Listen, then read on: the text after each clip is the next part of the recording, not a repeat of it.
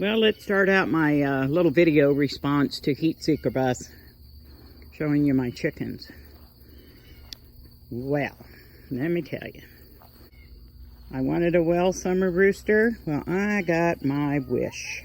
I have 3. That guy, and that guy. And now they're all starting to crow, which I love. I don't care how many roosters I have. I love listening to a rooster crow in the morning and all day. But I guess the best way to put it is they're just like a bunch of horny teenagers, guys. And these poor hens, they're just figuring this all out. And so I'm going to have to reduce the number of roosters. For the number of hens I have, I could keep 2 roosters, and I'm happy with that. They would each have their own brood that they would take care of. My roosters chickens are now fully free range, and I'll tell you what happened here in a minute. Here I'm letting them out of the chicken house, and right now they're pretty much hanging around in the trees. I haven't had any problems that way. Right there goes KJ. And first couple days, I was not happy with him going in there, but he does this every morning. He goes in the chicken house, and, well, there's a delicacy in there that both dogs like. Well, I'll just flat out tell you, it's chicken poop. It must taste like candy. Okay, now that's a new one. Good grief.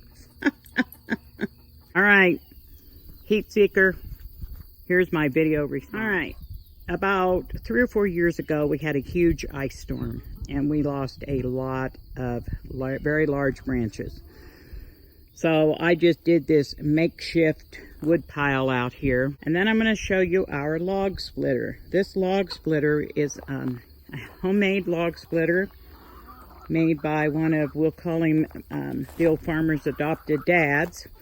The old farmer's dad died when he was 17 years old, and like he says, I was 17 years old, a senior in high school, halfway through my senior year, and the farm was just kind of dumped in my lap, and he said I didn't have a clue what I was doing. And so 3 of the gentlemen in the neighborhood here that were about his mom's age, his parents' age, took him under their wing, and they taught him everything. Well, guys, the older farmers, they used what they had. You wouldn't believe the equipment that these guys could build from scratch. This is a hydraulic log splitter. He just backs the tractor up to it, and we split away. But this guy made this, and after he died, we were able to buy it at his farm auction. So I wish I could show you some of the other cool equipment these guys have built over the years, and as a result, the old farmer, he can also fix just about anything. So Heatseeker, we split our logs with this. We cut them up with chainsaws. They're drying. When they're good and dry, the big ones are going to get split. Okay, this is our firewood ring. We keep this up at the house, and throughout the winter we'll go out and just restock it. I don't know how many of you have any idea what that is.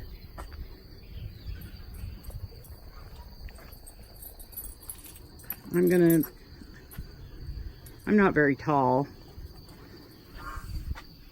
It comes to about my chin, so it's almost 5 foot in diameter.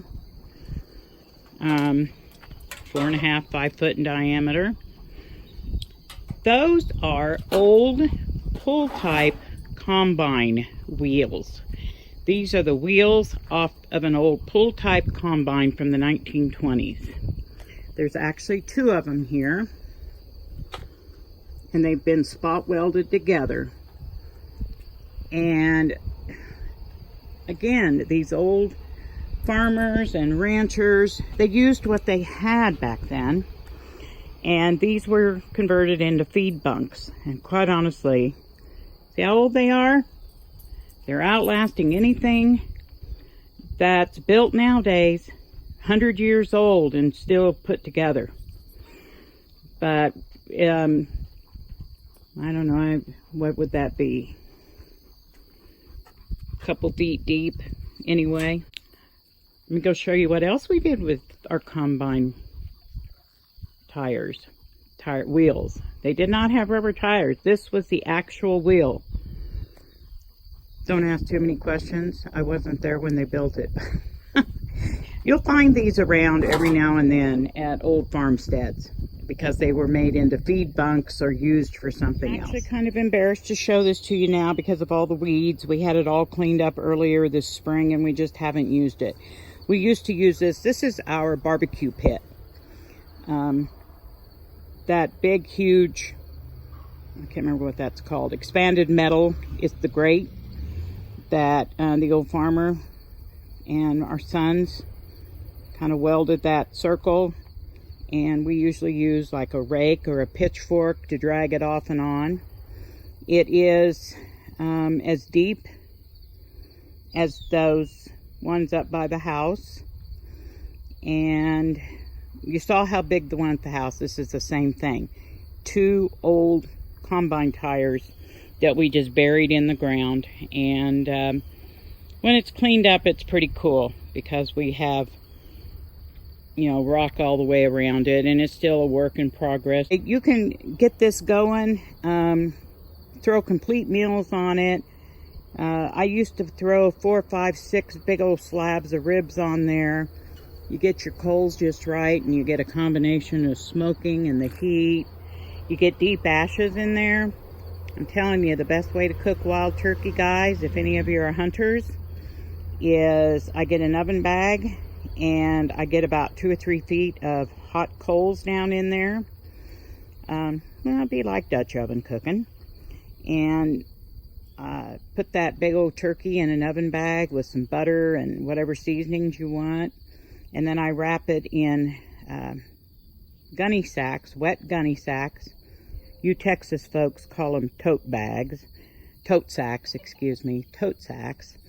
And for those of you that don't know what a tote sack or gunny bag is, it's a burlap bag, and they were used for many purposes. But I wrap it in gunny sacks, then we wrap it in wire, make like a handle out of it, and then I would soak those gunny sacks in a bucket of water and get them really, really wet, and then we set them down in them hot coals and just let it cook in there all day. And oh my goodness, that is the most delicious way to cook wild turkey. It's slow cooked. You get just enough of the smoky flavor, but it's not overpowering. And if you've ever had wild turkey, it's a tough old bird. And I ain't talking about the whiskey, talking about a bird. But that's one of my favorite. So anyway, there you go, Heatseeker Bus. I know you didn't want to see my barbecue pit, but I just gave you a little bit extra. All right, guys. Anybody else got different ways of doing, like stacking your firewood? Heatseeker Bus Pierre's is just amazing. It's so cool what he did, and so simple. Even I could do it.